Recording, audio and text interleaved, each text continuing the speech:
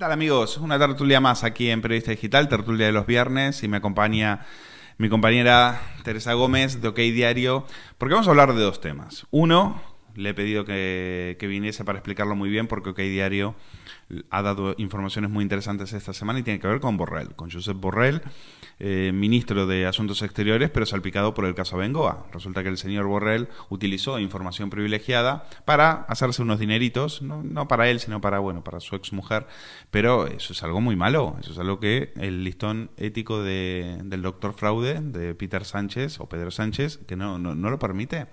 Entonces, el señor Borrell tendría que haberse ido a su casa.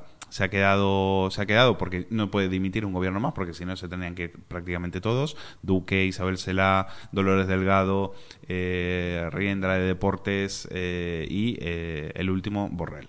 Pues Teresa Gómez nos va a explicar el caso Borrell, y después tenemos que hablar también de Televisión Española, aquí que nos gusta hablar de medios, porque el último escándalo, el último numerito safio, machista, desagradable, deplorable que hemos visto en Operación Triunfo, ese programa, Rosa María Mateo, la administradora única provisional, dice que no hay reality, que ellos no se dedican al espectáculo. Pues menos mal que no se dedican, porque lo que hemos visto en Operación Triunfo esta semana con dos participantes, una participante y su novio que fue a visitarla gritando que se la iba a follar apenas saliera del estudio, pues nos ha dejado un poquito fríos, ¿no? Para una cadena que venía, que habían prometido que la iban a feminizar. Pues si eso es feminizar, que venga Dios y lo vea. Teresa, ¿qué tal? Muy buenas. ¿Qué tal? Vamos a hablar de Borrell, de Josep Borrell. Bueno, para el que no haya tenido tiempo de verlo, cuéntanos cuál fue por qué la CNMV lo ha sancionado con 30.000 euros a Josep Borrell, qué es lo que hizo, por qué ha utilizado información privilegiada, quién se benefició de ese dinero. Y hay toda una intrahistoria, porque ustedes en OK Diario incluso saben hasta quién fue el que le dio el chivatazo, en qué momento y demás. Cuéntanos. Te cuento, Luis. Bueno, una semana más Borrell vuelve a ser el protagonista de nuestra tertulia. Es verdad. La semana pasada fue por había sido por el escupitajo. Es verdad. Esta vez pues la protagonista la tertulia. Bueno, como bien has dicho, la CNMV ha multado con 30.000 euros a Borrell porque utilizó información privilegiada para vender parte de sus acciones, de las acciones que él poseía en Abengoa. Claro, las acciones iban a bajar. Eso es. Bajaron en torno a un 50% al día siguiente. ¿Al día siguiente 50%? Sí. Y entonces, buen negocio entonces, claro. Él vende una parte, él alega que que fue una parte minoritaria, sí, no tal, pero esta parte son unas 10.000 acciones, valorada, la vendió por 9.000 euros, y lo que no dijo, lo que no comunicó él, era que estas acciones pertenecían a su exmujer. Así es. Entonces, después de vender las acciones, se abrió una investigación, como bien ha publicado OK Diario. Se abrió una investigación porque la CNMV sospechó de que... Claro, aparte estamos hablando de una empresa que estaba en preconcurso de acreedores, es decir, estaba en una situación bastante delicada desde el punto de vista financiero, y claro, hombre, que un señor como el Borrell, ya podríamos hablar de puertas giratorias, podríamos hablar de qué es lo que hace un político en un consejo de administración de una empresa del IBEX como Abengoa y demás, pero bueno, vamos a hablar de que efectivamente recibe un chivatazo. El señor, claro, dice, muy listo, dice que las acciones van a bajar, pues venga, aprovecho y las vendo. Lo poco que tengo, claro. Y, lo poco que puedo vender, lo que estaba en su mano, y así hizo. Y de hecho salió una investigación porque la CNMV sospechaba de que podría haber utilizado información privilegiada para esta venta, y él ocultó que en la investigación le preguntaron por el nombre de sus hijos, dio el nombre de sus hijos porque estaba obligado a hacerlo durante esta investigación, pero no dio el nombre de su exmujer, que era la titular de estas acciones. Al dar el nombre de sus hijos, pusieron los apellidos de sus hijos y claro, vieron que coincidía el segundo apellido de sus hijos con el de una persona que había vendido las acciones anteriormente. Casualmente casaba el primer apellido de esta persona, que se llama la exmujer Carolina Mayeu, francesa, con el primero de Borrell. Entonces ahí ya detectaron que era la madre de sus hijos. ¿Y por qué no dimite Borrell? Pues mira, es muy sencillo. Borrell no dimite porque Sánchez no se lo permite. ¿Por qué no ha dimitido Dolores Delgado? ¿O porque él no quiere? Yo creo sinceramente que es más bien Sánchez. Igual también... Pero tú dices que Sánchez...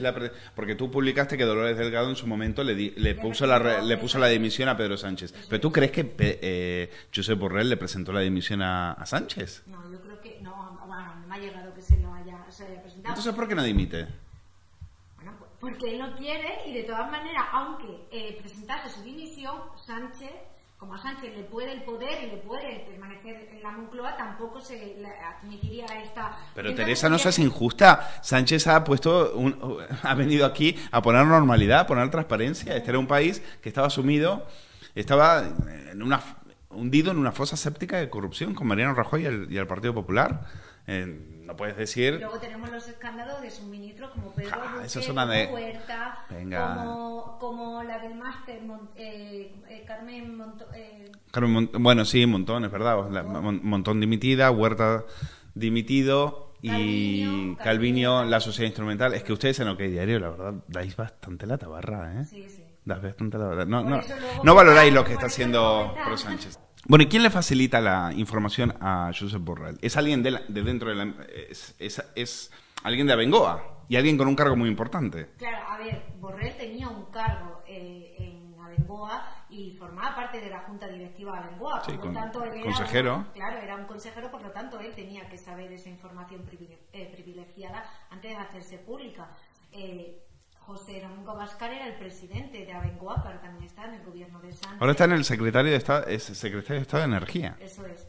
Y el chivatazo, pues hombre... imagino que el presidente... Una llamadita, 9.000 euros. Comunicaría esta situación a los consejeros y los consejeros pues... Muy bien. Y él, bueno, él dice que la sanción se le ha impuesto porque él no ha recurrido ante el Ministerio de Economía, porque tendría que recurrir ante el Ministerio de Economía y que claro, que eso que si recurría y luego el Ministerio le admitía el recurso, esto podría suponer como... Dos ministros enfrentados, ¿no? Dos ministerios enfrentados. Ya no dos ministerios, sino que si se admitía el recurso, podríamos decir, la prensa...